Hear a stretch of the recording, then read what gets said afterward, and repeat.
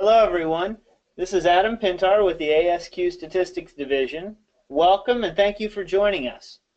Our speaker today is Dan O'Leary. He's the president of Umbu Enterprises, LLC, a company offering training and execution and operational excellence. Dan has a master's degree in mathematics and is an ASQ certified biomedical auditor, quality engineer, reliability engineer, and Six Sigma black belt. The title of today's webinar is Acceptance Sampling Using Z1.4. All microphones other than the presenters have been muted, so if you have questions or comments during the webinar, please use the questions interface in the GoToWebinar control panel. Dan will address questions at the end of the presentation. At this time, I'm going to hand things over to Dan, and thank you for presenting with the ASQ Statistics Division. Well, thank you very much, and welcome everybody to our presentation on acceptance sampling using Z1.4. Now, you'll notice that at the bottom of each slide is a slide number. So if you have a question about a particular slide, note it, and I will be able to go back and answer the question in context during the Q&A session. So these are the topics we're going to address. We're going to look at the concepts of sampling plans. Then we're going to look specifically at Z1.4. And as we get into it, we'll look at single sampling plans. Then we'll discuss double and multiple sampling plans. I'll do a summary, and then we'll open it up for questions. All right, so let's get into some of these initial concepts of sampling plans. Here's a typical application. I just received a shipment of 5,000 widgets from a new supplier. The question I have to answer is this shipment good enough to put into inventory? So I need a way to decide. I need a way to know what I think will be the right answer to that question. So there's a couple ways we could do it. One is that we could look at all 5,000 widgets. So we would call this 100% inspection. Don't look at any of them. Put the whole shipment in stock. It's a brand new supplier. Would they ever dare send us any non-conforming material? So maybe I don't have to look at it at all. So that's 0% inspection. But more likely, what's going to happen is that I'm going to look at some of them. And if the ones I look at are okay in some sense, then I'm going to accept the whole lot. And so this is acceptance sampling. And so this is what we're going to discuss. So I need to know a few things. How many to inspect or test, how to distinguish the good ones from the bad ones, and how many good ones are enough to allow me to make the decision on the whole lot based upon what I learned from the sample. So this is going to be the topic of acceptance sampling. Now, there's really two kinds of acceptance sampling. One deals with attributes and one deals with variables. We're looking at attributes, that's Z1.4. There's also a variable sampling plan, Z1.9. So in attributes, we're going to classify things. A stoplight, for example, could be red, yellow, or green. The weather could be sunny or cloudy, raining, snowing. But for our purposes, a part could be either conforming or non-conforming. And so that's an attribute that we could assign to it, as opposed to a variable. And in a variable, we're going to actually measure things. So an oven temperature could be 350 degrees Fahrenheit, tire pressure 37 pounds per square inch. The critical dimension of a part could be 3.47 inches. So I've got attributes data in which I'm counting and classifying. I've got variables data in which I'm measuring things. Now, if I measure things with variables data, I can convert it to attributes if I have a set of specifications. The attribute set is conforming or non-conforming. So as an example, I've got an important dimension with a specification of 3.5 plus or minus 0.1 inches. So piece A in my diagram here is 3.56 inches, and it's between the lower spec limit and the upper spec limit. So I'm going to count it as conforming. In piece B, it's 3.39 inches. It's below the lower spec limit, so I'm going to count it as non-conforming. So what I've done is taken the variables data, the actual measurement, compared it to the specifications, and then created the attribute conforming or non-conforming. Now, notice what I've done. I've thrown away a little bit of the information, and that's not going to be too big a problem here, but in some cases it is. Now, there's an issue with language, and traditionally in the quality profession, we might have used the term defect or defective, and they've got specific meanings. Unfortunately, in product liability, these are also technical terms with different meanings, and in colloquial language, they also have different meanings as well. So the standard is suggesting that we use the word conforming and non-conforming as opposed to defect or defective. So that's the way we're going to look at this, and it avoids this potential product liability problem. Now, acceptance sampling is a very common application, and the place that we see it most often is at incoming inspection. So I'm going to use that as our examples. So the idea here is that a supplier provides a shipment. We're going to judge it before we put it in stock. And acceptance sampling is going to help protect processes, help protect us from processes that are not capable. Now, there's something we're going to look at called rectifying inspection that can actually help us make sure the downstream process sees a certain quality level, but it's not the right way to do it. It has a lot of inspection. So we'll talk about that. Another case that's very common application is destructive testing. Obviously, you can't do 100% inspection. If the test is destructive, you're not going to have any product left. So destructive testing is a very common instance for acceptance sampling. Now, it's very important to realize that acceptance sampling is not process control. If you want to do process control, then you want to implement statistical process methods. You want to prevent nonconformances. Acceptance sampling is only going to look, there's a lot acceptance sampling plan, so we're only going to look at lot acceptance at the end of the production lot and sort the good from the bad. So we're not controlling the process. And so statistical process control is the way to do that. So think of acceptance sampling, particularly at the incoming inspection process, is insurance. You are insuring yourself against the problem on the supplier's process. And buying that insurance policy has some value. You may be a good driver, but it doesn't mean you're going to cancel your insurance policy because there might be bad drivers out there. Similar in the supplier-customer relationship.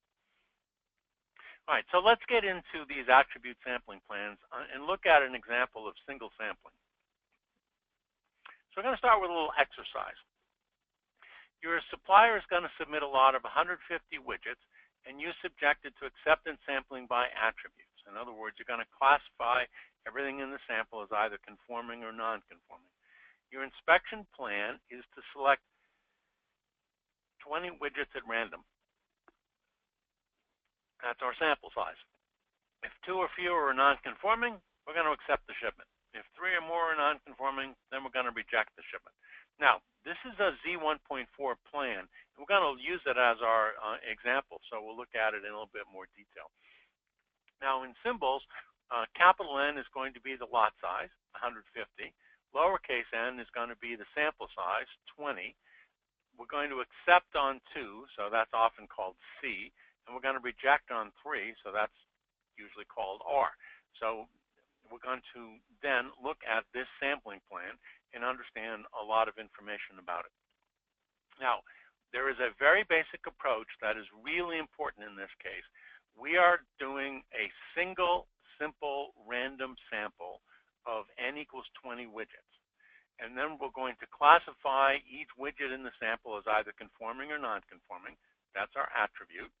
We're going to count the number of non-conforming widgets, and then we're going to make a decision to accept or reject the shipment.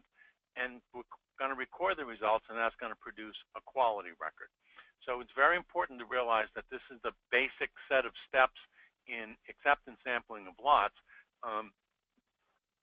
Take one single, simple random sample, classify everything in the sample as conforming or non-conforming, count, make a decision on the lot, sometimes that's called sentencing, and create a quality record.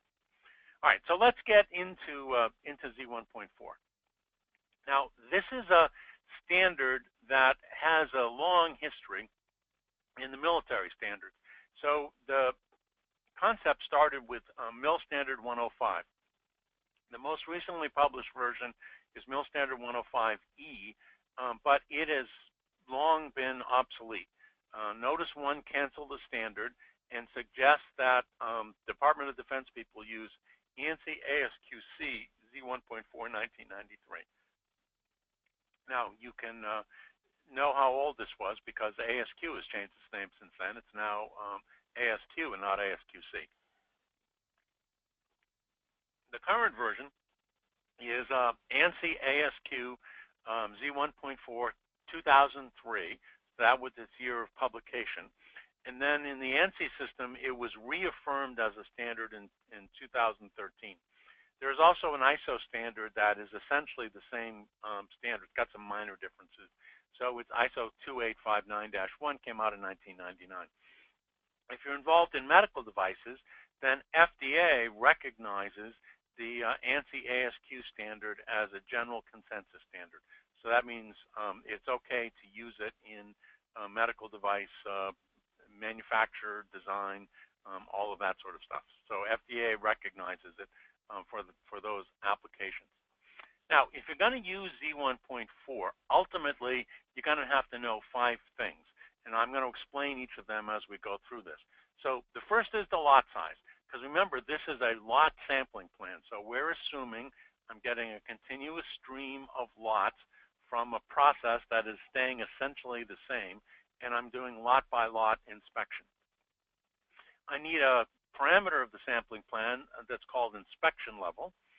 I need to know whether we're doing single, double, or multiple sampling, and so that's a choice I'm going to have to make, and I'll explain something about how to make that choice. We need to know the lot acceptance history. This is really important because in Z1.4, the sampling plans adjust themselves dynamically based upon the history of material from that supplier. And so there's a lot of value in utilizing that information. And then we're going to need something called the AQL. So we'll explain the AQL concept when we get to that point. Now, here's the basic flow of information.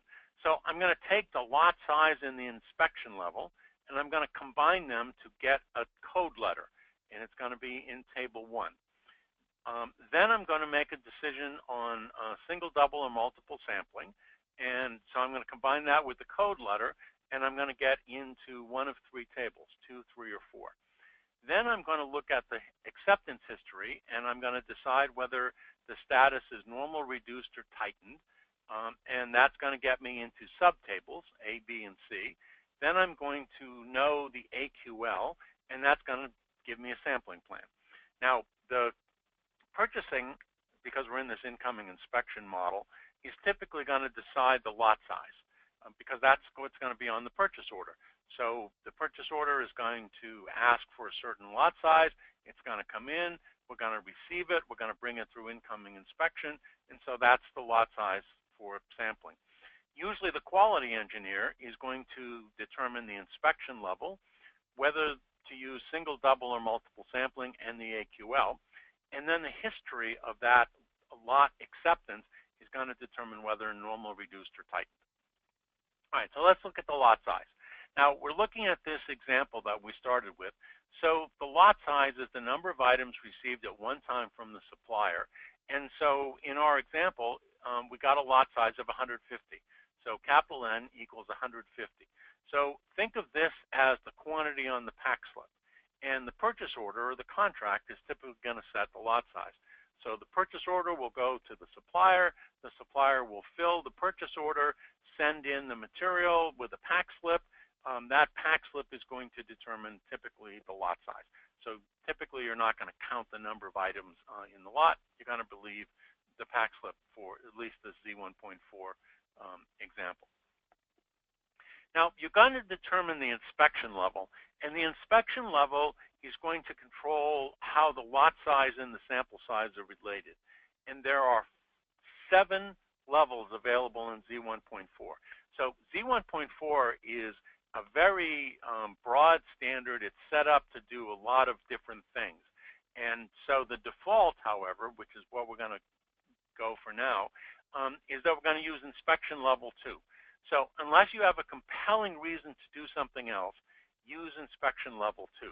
Now, a compelling reason might be, for example, you're willing to take some risk of smaller sample sizes because it's a destructive test, and so you might want to use S1, 2, 3, or 4 as an example. Or you're got some risk that you're trying to control, and you might use level 3. Now, to understand what's going on, you're going to need the operating characteristic curve, which we'll explain subsequently. Typically, this is information that the quality engineer understands, so the quality engineer should set the inspection level. Knowing the lot size and the inspection level, we can get a code letter, and the code letter is going to be the key to all of the subsequent tables. So we're going to go into table 1 to determine the code letter. Now, what I said in this example is that we're going to use level 2. That's the default. The lot size is 150, so that's going to give us a code letter of F. And this is what the table looks like. So on the left-hand column, we've got the lot or batch size, 91 to 150, so that's where we're working. We're using the general inspection levels, level 2, and so the intersection of that row and column gives us the code letter F. And so I'm going to jot that down. Now, what really happens in practice is that there's so much stuff going on in Z1.4 that most companies don't actually use the standard as written. They extract the parts of it that they're going to use and give that to incoming inspection. It just makes the inspector's life a lot easier than wandering through all of these tables. Now, we're going to decide whether we're going to do single, double, or multiple sampling. And there's a balance here between the average sample number, which I'll explain, and administrative difficulty. So generally moving from single to double to multiple sampling, the average sample number is going to go down, so maybe we can reduce the total number of samples we look at in the long run, but the administrative difficulty goes up. So for our purposes, we're going to use single sampling. And so single sampling is going to get us into table 2. Now, we need to know the lot acceptance history, and this is where the so-called switching rules come into play. So based upon the lot history, we're going to set the sample size and the acceptance number. So there are 3 states, actually 4 states, that the Z1.4 could be in: normal, reduced, or tightened. And then there's a 4th one which says the history is so bad, discontinue inspection. But we're really interested in normal, reduced, or tightened. And what will happen is that you may or may not be bouncing back and forth between those states depending upon the lot history. So we're going to use normal, and so normal inspection. And so now we're getting to the point where we can actually get a sampling plan. But first we need an AQL. Now, AQL concept we're going to explain in detail, but the idea here is that in Z1.4, AQL is the name of a sampling plan. There's also a different meaning of AQL that's got a statistical meaning, but for Z1.4, it's really the name of a sampling plan. Now, they're closely related. And so the idea is that the supplier's process non-conforming average should be as low as possible, but less than the AQL. So the quality engineer is going to set the AQL. So the quality engineer is going to understand all of these AQL curves. So we're going to use an AQL of 4. So now we're finally going to get to a sampling plan. So the type and history are going to get us to the right table. The code letter and AQL are going to get us to the sampling plan. And there's something in these tables that are called sliders, so we're going to have to look at what's going on with the sliders. It may be that we go through all of this and we don't get a legitimate combination, and we have to do something different. And the sliders are going to tell us when we do that.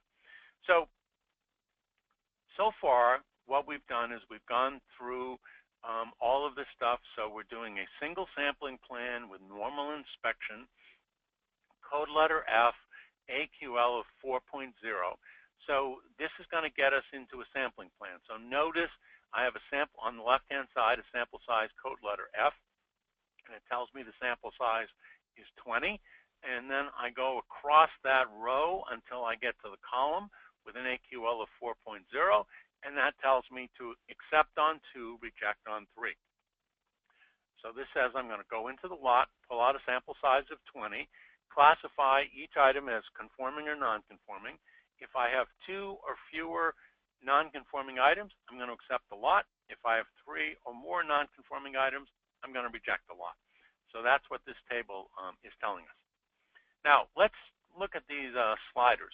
So the problem is that sometimes I can get a code letter, a level, and an AQL that don't have a legitimate plan. And so I need to look at these sliders. So the sliders are going to give me a new plan. And this is a great source of confusion with the way the tables are set up. The new plan is going to give me a new code letter, a new sample size, a new accept number, and a new reject number. So if I had a code letter D and an AQL of 4.0, that doesn't have a plan. So I'm going to have to follow the sliders, these big arrows, till I get a sample size of 13, accept on 1, reject on 2. And so let me go back. And what you can see is that if I had a sample size of D and an AQL of 4.0, if you go across that row and column, what you'll see is that there's an arrow there. And the arrow slides me down to the first plan below it. And so that's going to give me a new code letter, E, a new sample size, 13, accept on 1, reject on 2. Now, the confusion often comes because people believe that back in table 1, because we got code letter D with sample size of 8, the sample size doesn't change. It's the whole row that changes. So if we were to run into this case with this slider, we would want code letter E, sample size of 13, accept on 1, reject on 2. The mistake would be to have a sample size of 8, accept on 1, reject on 2. All right, so that's the way those sliders work. Now, there's an interesting issue, and you need to make sure that the purchasing people in your organization understand this. So your supplier has been shipping in 150 units in the lot based on the purchase order for a long time. The supplier calls the buyer and says, we're near the end of the raw material run. We made 160 widgets instead of 150. Can I ship all 160 this time? And the buyer says, sure, no problem. The buyer's happy to get the extra 10 units. I'll send a PO amendment. But then comes the question, does that change the sampling plan? So we've gone from a lot size of 150 to a lot size of 160. That gets us into a new sampling plan. The code letter is going to go to G. The sample size is going to be 32, accept on 3, reject on 4. And so you can see what's going on here. In table 1, we got a new code letter G, and as a result, with still an AQL of 4, sample size of 32, accept on 3, reject on 4. Now, notice what happened. The sample size, the lot size went from 150 to 160. It increased by 10. The sample size went from 20 to 32. It increased by 12. Now, if it's a simple incoming inspection operation, probably not a big deal. But if there's a lot of setup and cost associated with inspecting each item in the sample, this may be a significant change. So you just need to make sure that the purchasing people understand what's going on when they make those decisions. They may have an inadvertent side effect at what happens at incoming inspection. All right, so now let's look at this concept of switching rules. Z1.4 is going to track the history of lot acceptance in the sampling plans. And the good news here is that consistently good history can reduce the sample size. Consistently poor history can increase the sample size. So this is one of the areas where Z1.4 is going to help you control supplier risk. So you're going to start off in normal. So no history, you start in normal. If there are 2 out of 5 lots rejected, you go to Tighten. This is a moving 5-lot window. If you're in Tighten inspection and 5 out of 5 lots are accepted, you drop back to normal. If you're in Tighten and 10 out of 10 are rejected, discontinue. You're not getting any value out of sampling. If you're in normal and you get 10 out of 10 accepted, you're going to go to Reduced. And then in Reduced, if you reject 1 lot, you go back to normal. The idea that you'd like to think is that you have good suppliers. And as such, this is going to get you into reduced inspection, which is going to lower your cost because you're going to have a good lot acceptance history. Moreover, if you get into tightened inspection, that tells you that you have a problem with that supplier, and that's a place to work on supplier improvement. So the switching rules are going to dynamically adjust the sampling plan, but the information you get from the switching rules can really assist your supplier management processes as well. So here's a diagram of how the switching rules work. So we're always going to start in normal, and then we're going to keep these running windows, a 5-lot window or 10-lot window, depending upon what state we're in, and switch back and forth between these various states. So these can be very valuable in terms of supplier management. As I said, you'd like to get your suppliers and their parts into reduced inspection because that's your least cost of the insurance that you're buying at incoming inspection.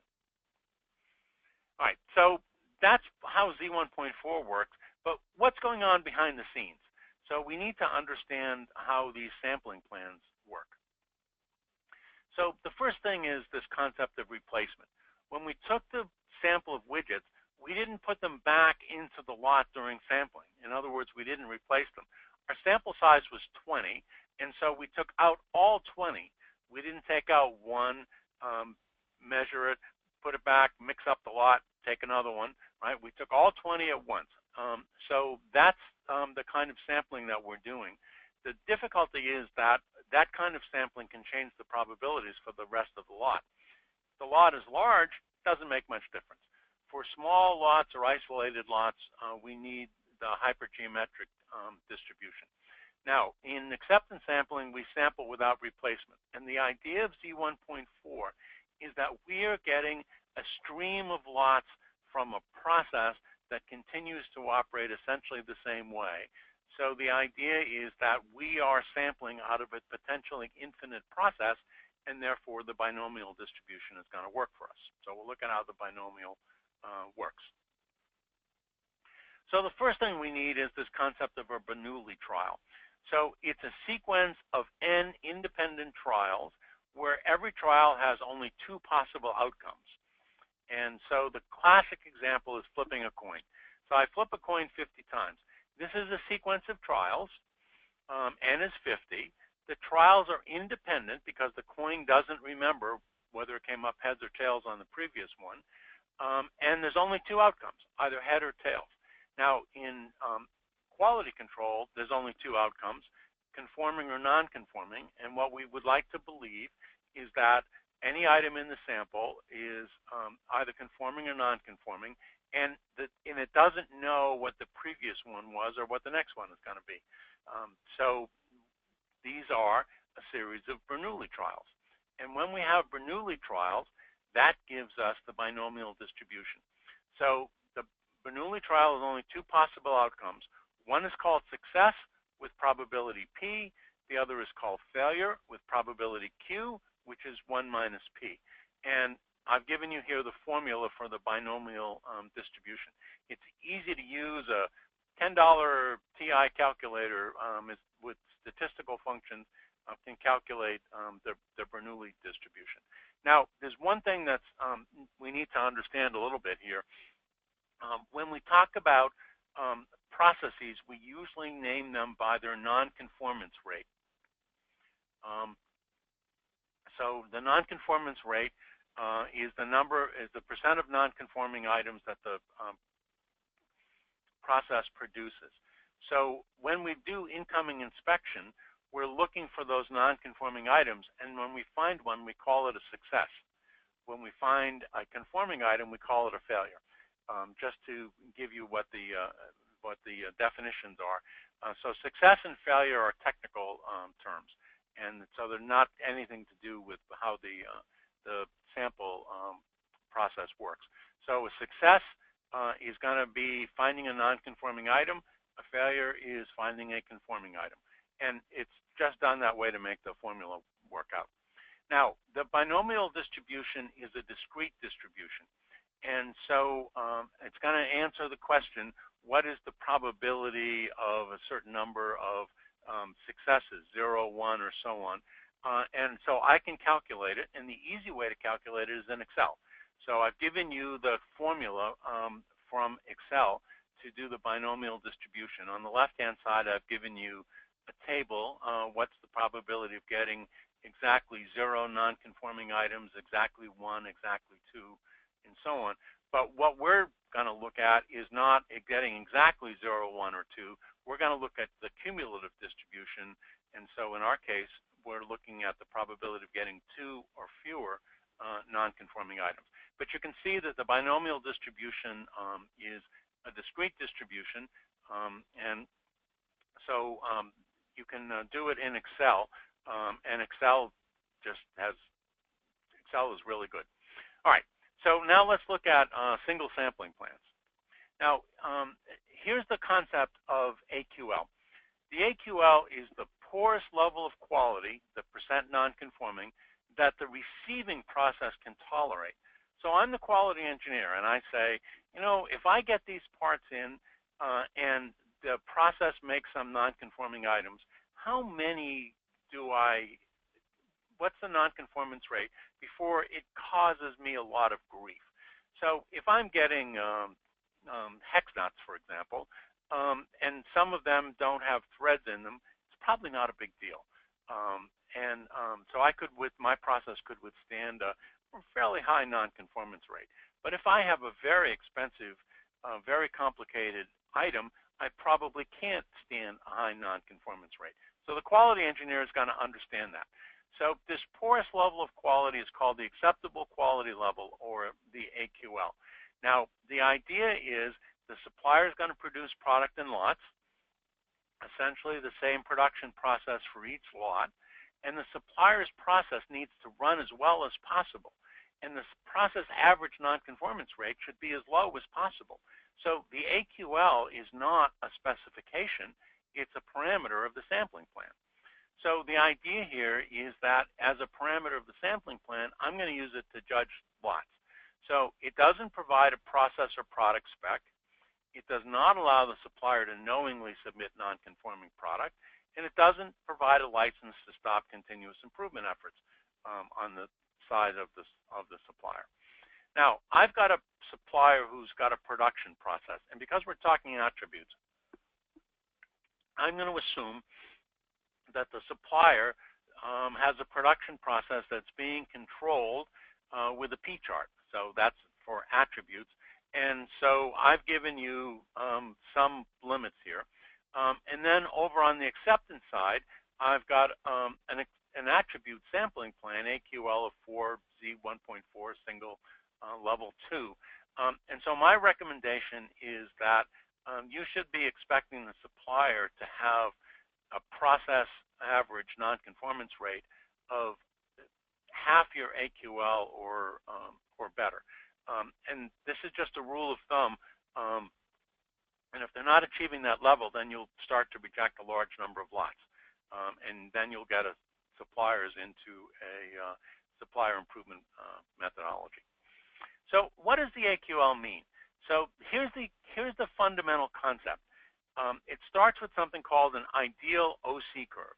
And the idea is that if the supplier's average nonconformance rate is below the AQL, then I, as the consumer, are going to accept everything that they ship. But if the supplier's process is above, nonconformance rate is above the AQL, then I'm going to reject all of the lots they ship.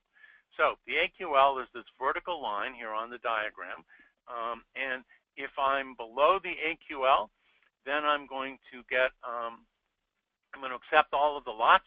If I'm above the AQL, I'm going to reject all of those lots. And so I've drawn this at 4% because that's the number that we're playing with. Now, I can't know that through sampling plans. So the idea here is that my sampling plans don't give me those ideal curves.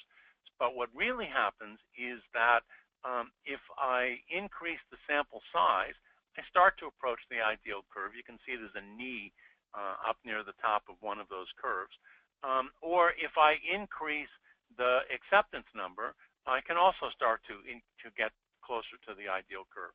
So what's going to happen is, if I increase the sample size, I'm going to look at more and more of the lot. I could know exactly what's going on if I did 100% inspection. If I increase the acceptance number, keeping the sample size constant, then I'm also going to start to approach the ideal curve. So the ideal curve is basically what's going on. But as I said, we can't achieve the ideal curve in sampling plans. So that means we've got some risk. We could have the producer who is running their process better than the AQL that I've set, but my sampling plan rejects their lot. Right? So produces activity, the lot conforms, it comes from a process that's better than the AQL, but my decision could be to reject it. That means that's a risk on the producer side. They sent in stuff that was okay, but my sampling plan rejected it. Similarly, they could send in stuff that's coming from a process that's running worse than the AQL, and my sampling plan could accept it. So that's the consumer's risk. And then there's two other things that could happen. I accept or reject when I should. So these are the two risks, consumer's risk and producer's risk. There's a lot of underlying statistical theory about type 1 and type 2 errors that we're not going to get into, but that's basically what's going on in this concept. Now, I can characterize this with something called the operating characteristic curve. And so the idea here is that on the x-axis, I'm going to draw the process percent nonconformance rate. On the y-axis, I'm going to draw the probability of accepting lots from that process. And these are all calculations done with the binomial distribution. And basically what you do is go into Excel and you calculate a large number of these points. So, maybe you've got 100 points at various percent nonconformance rates, and then you connect them with a smooth curve. So this is the operating characteristic curve. And so what you can see is this gives me a picture of the probability of acceptance as a function of the supplier's nonconformance rate. Now, there's a couple of conventions here.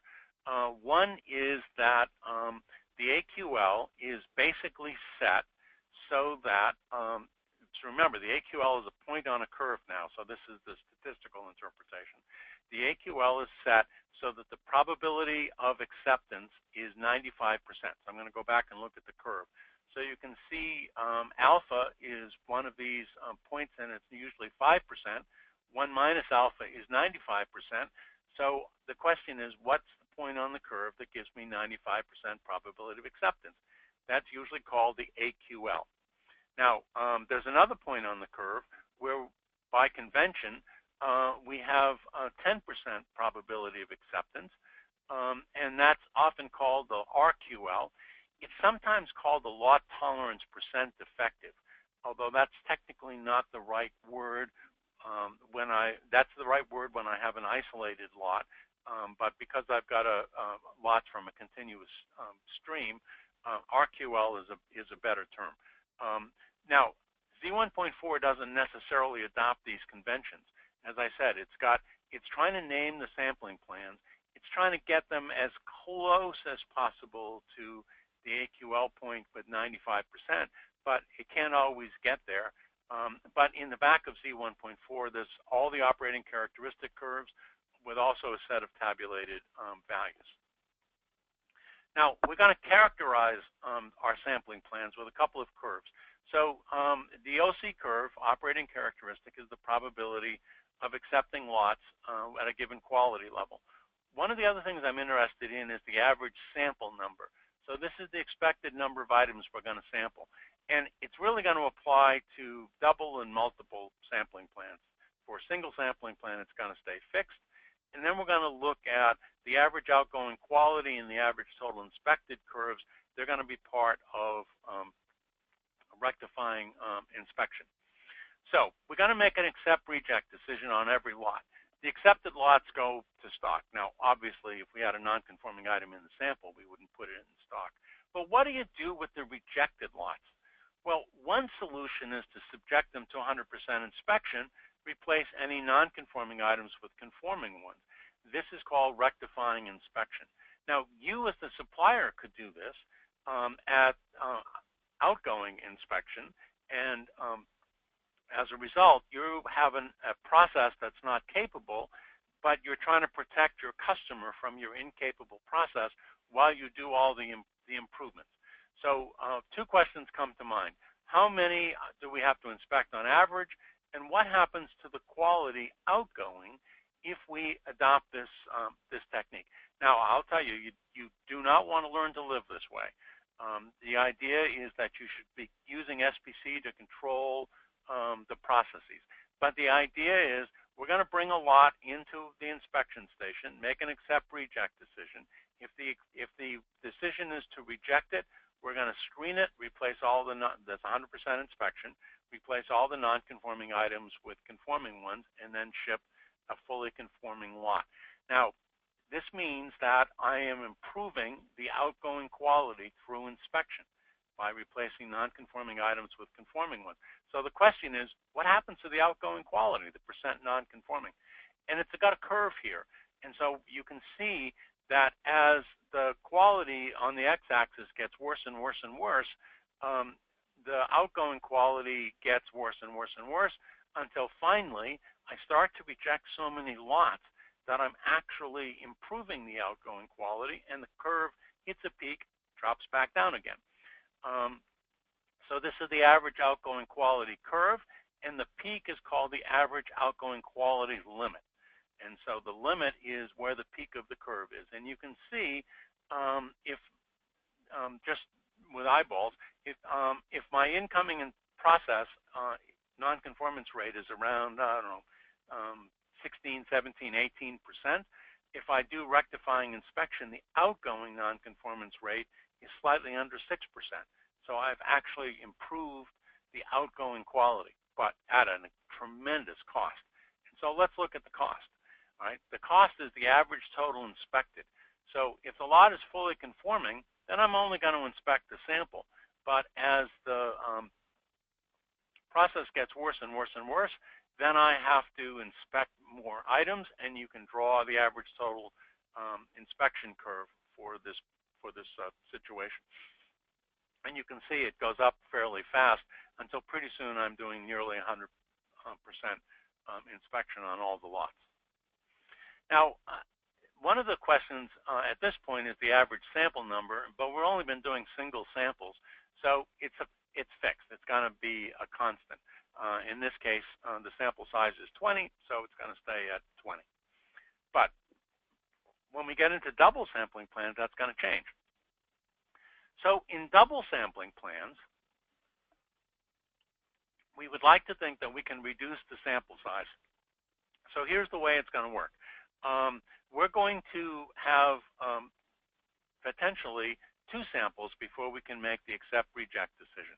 So in our case, N is 150, AQL is 4%, we still get code letter F. But now we go into, and we're still at normal, but we go into a different table, 3A. So now we get a plan that says, first we're going to take a single sample of size 13. If there are no non-conforming items, we're going to accept the lot. If there are 3 or more non-conforming items, we're going to reject the lot. What happens if there's only 1 or 2? Well, we're going to go back and take a second sample of size 13, count the total number of non-conforming items between the 2 samples, and if it's 3 or less, accept the lot, 4 or more, reject the lot. Now, notice in this case, if we have to go to the second sample, we've looked at a total of 26 items. If we were doing sampling, single sampling, we would have looked at 20. But if we could make the decision on the first sample, we only have to look at 13. So that's really good news. So here's the way the tables are set up. So you can see I've got code letter F, and that's going to give me the row. I've got a 4% AQL, that's going to give me the column. And you can see the accept-reject numbers at the end of each sample. And remember, these are cumulative. So when I use the second sample, my cumulative sample size is 26, and I'm going to count accept-reject count the number of non-conforming items out of the total of 26, not out of the second 13. Well, the advantage here is that my average sample number could actually improve. Now, notice what's going to happen here. If the quality is really good, I'm going to make a decision on the first sample, and I only have to look at 13. If the quality gets worse and worse and worse, on average, I'm going to accept some on the first sample. Sometimes I'm going to have to go to the second sample. And so I might get above 20 up to 21 at some points in the long run. And then as the quality gets worse and worse and worse, I can make my rejection decision on the first sample. So what will almost always happen is that double sampling will give you a better situation in that the average sample number in the long run is going to be smaller than single sampling. Now, the same switching rules apply for double and multiple sampling. Running these double and multiple sampling plans with switching rules can get very confusing for the person at incoming inspection. The administrative cost goes up, the potential for making an error goes up, but there's usually an advantage to going to double sampling instead of single sampling. The administrative cost of the switching rules is not that high. The confusion is not that high because most of the time you're making the decision on the first sample. So it looks like just a smaller single sample almost all the time. All right, so that concludes the presentation. I'm going to turn it back to our host and we'll take questions. Thank you very much, Dan. So please, let's see, it looks like there's one question, 2 questions here. I'll turn this over to you again, Dan, and then after all the questions have been answered, I'll say a few words and we'll close up. Okay, so the questions and comments here, there's a typo on slide 37 in which it says trial instead of trail, or it says trail instead of trial. Yeah, this is the risk of using a spell checker. Are the slides available? I'm not 100% certain, but I know that this is going to be on the division's YouTube channel, but I don't know if the slides are going to be available to download directly from there. We'll discuss offline after this, Dan, you and I. Okay. And then yeah. So we haven't done this in the past. We'll talk about it, and then I'll make an announcement if through one of the e-zines if we do make them available. Okay. Okay. Is it correct to understand the AQL as a percentage? Yes, because usually what happens is that it's trying to set the non-conformance rate from the supplying process, and that's usually expressed in percentages, and that's the way the operating characteristic curves. So would it be correct to add the symbol percent to the AQL, or is it only AQL 4.0? Well, the authors of Z1.4 and Mill Standard 105 didn't put the percent signs in there. I don't know why they didn't. There's certainly nothing wrong with it because you express them as percent as opposed to a non-conformance rate that's a decimal fraction. So certainly there would be nothing technically wrong with doing it that way. All right. Now, what industry uses Z1.4? Just about everybody. Now, my first experience was in medical devices. There is subsequently a book called C = 0 acceptance number sampling plans, written actually by an ASQ fellow, Nick Sequela. A lot of people use that in place of Z1.4, but there are a lot of advantages to Z1.4. So the C = 0, for example, has small sample sizes, but it's not good for things like processes where we've got something continuous like making cloth, as an example, whereas Z1.4 has got all the stuff to handle that in there. What do you do if you don't have a lot acceptance history? Then basically you're not going to know how to switch, and so what most people do is stay on stay on normal. Okay, there's a thank you in here. There's something about slide 16, but I think that's all it says. Can you please switching rules again in general? And then another one about having lot history. All right, so there's a lot of questions in here. All right, so I don't know what's on slide 16, so let's go back there. Okay, so slide 16, this is the stuff that you're going to have to collect in order to get through all of the tables in Z1.4. Okay, switching rules again. So let me find the diagram. All right, so the idea is that if you have no history, like you're starting off, you're going to go into normal, and that's going to send you to a set of tables. Those are remember there's 3 sets of tables: single, double, multiple sampling, and then each one has got subtables A, B, and C for normal, reduced, or tightened. And so you're going to start off in normal, and you're going to keep a record of lot acceptance. And so you're going to look at a moving 5-lot window. So if 2 out of 5 consecutive lots are not accepted, then that tells you that you're having a problem with that supplier, and you're going to go to tighten inspection because you need extra control.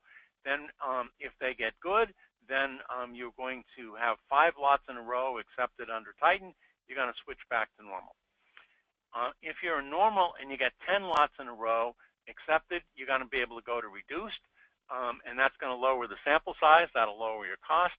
So if you're doing reduced inspection and double sampling plan, you can really make some smaller sample sizes, and sample size is basically the surrogate for cost. So that's the cost of buying the insurance policy. So you want to make it as low as you can. Then if you're in reduced and you reject a lot, you switch back to normal. So hopefully that explains it. Oh, if you're in tighten and you have 10 lots in a row that are rejected, then the standard says discontinue inspection. You're not getting the value out of it. Now, what I like to do is track the suppliers and part numbers that go to tighten, because that tells me I've got a potential problem, and I want to work with that supplier to improve their processes.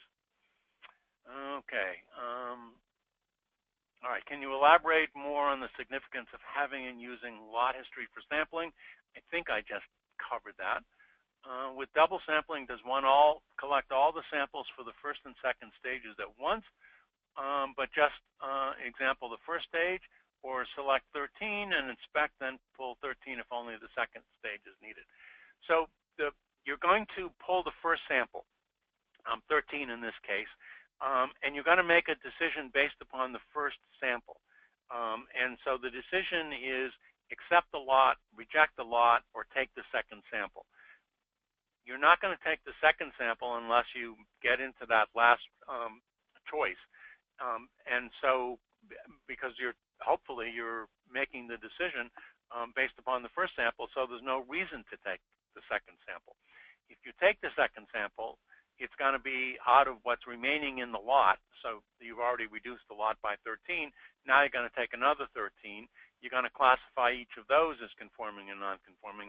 You're going to add up all the number of non-conforming items out of 26, and that's how you're going to make your lot acceptance decision if you get into the second sample. All right, how do you transform AQL to ppm? Well, it's easy. If you suggest that AQL is a percentage, then it's parts per 100. And if you want to convert it to ppm, you just multiply by the factor. I'm not going to do it in my head, 10,000. So this is a standard conversion from percent non-conforming to ppm.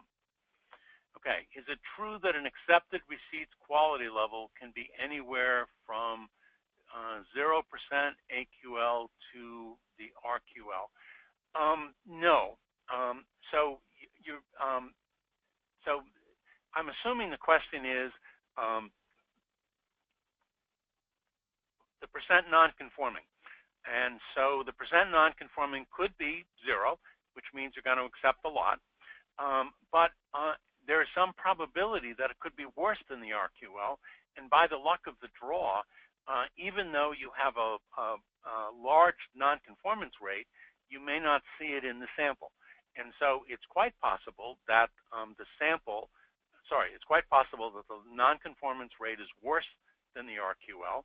Remember, there's a 10% probability, if you use that convention, of accepting lots from that are at the RQL or worse, or just at the RQL, which means that if you are at the RQL, 10% of those lots are going to get accepted.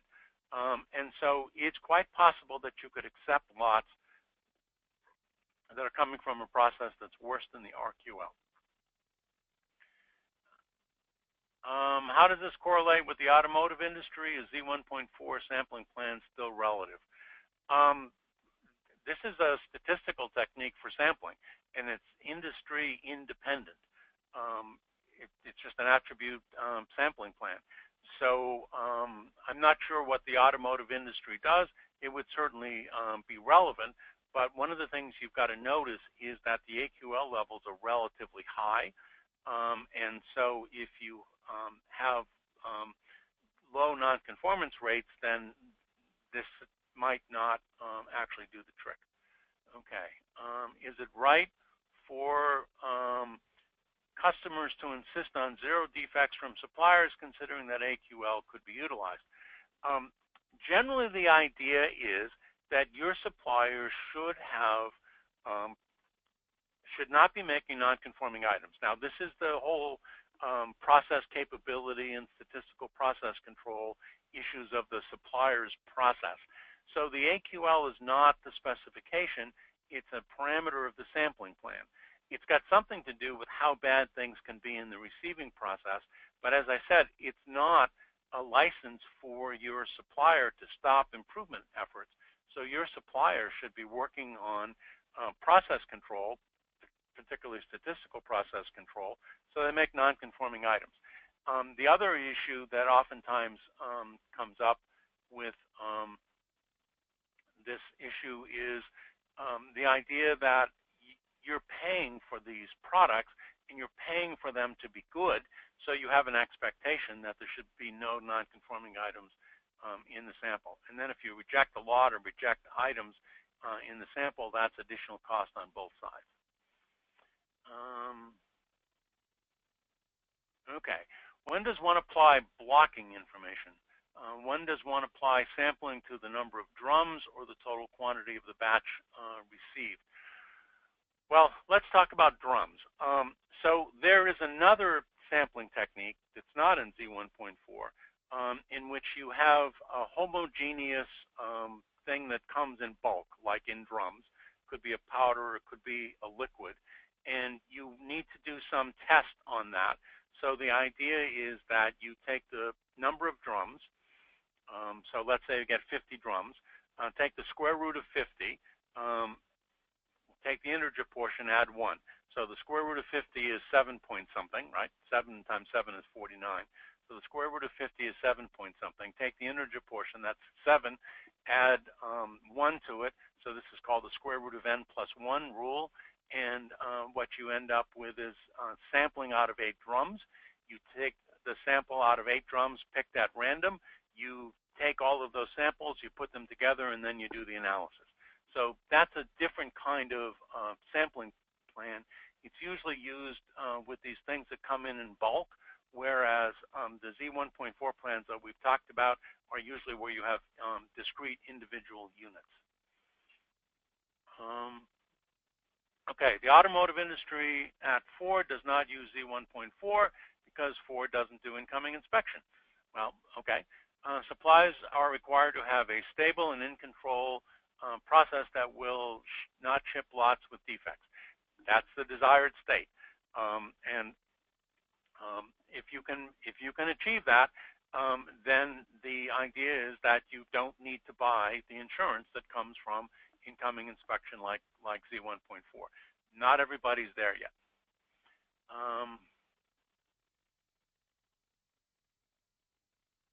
Okay, for a lot size of 150,001 and and lot size of 500,000. We use the same sample size of 500. Is that correct? Probably. I'd have to find the table.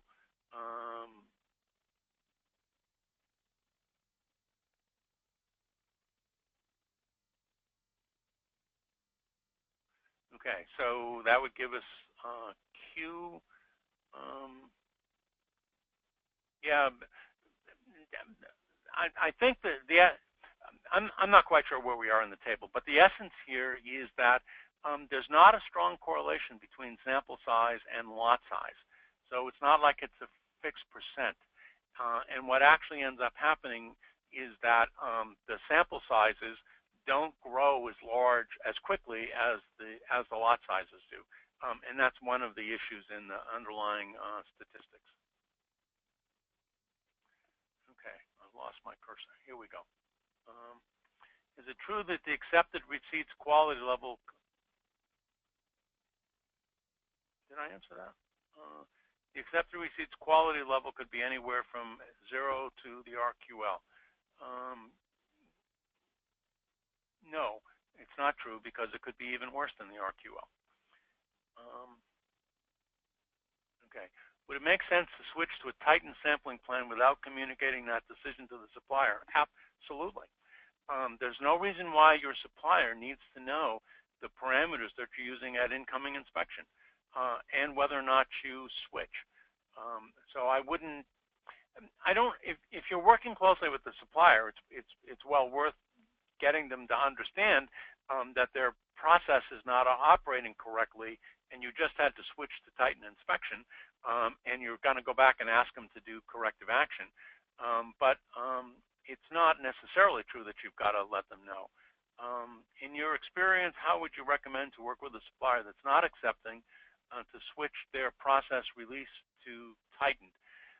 Well, I'm hoping that your suppliers are not doing attribute acceptance sampling at the end of the line, that they are doing things like SPC, because remember, this is not process control, and so, but there's no reason why. So basically, what's happening is that the supplier, if they're not willing to switch to tightened, if they've got all of that history, says that they're willing to send you bad stuff. And so maybe what you need to do is rethink whether or not you want to work with that supplier. Why does Z1.4 focus on AQL without focusing on RQL? AQL is not specified in the AQL plans. No, it is not. It's in the operating characteristic curve. So once you know well, there's two things to think about.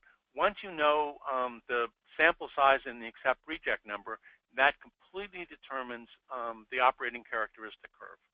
Then the AQL point and the RQL point on the curve are just conventions. So some people set the AQL point at 95% probability of acceptance, RQL at 10%. Other people put it at other places. So it's just a convention. It's not a characteristic of the plan, and you can set them anywhere you want. So because they needed a way to name the plans in Bill Standard 105, they named them by the AQL point with about 95% probability of acceptance. But particularly back in World War I, they couldn't do all the calculations easily. So the end result was that they published tables that are in the back of Z1.4 with the operating characteristic curves and then a set of tabulated values, so that they could, so that at least you had a place to go look it up.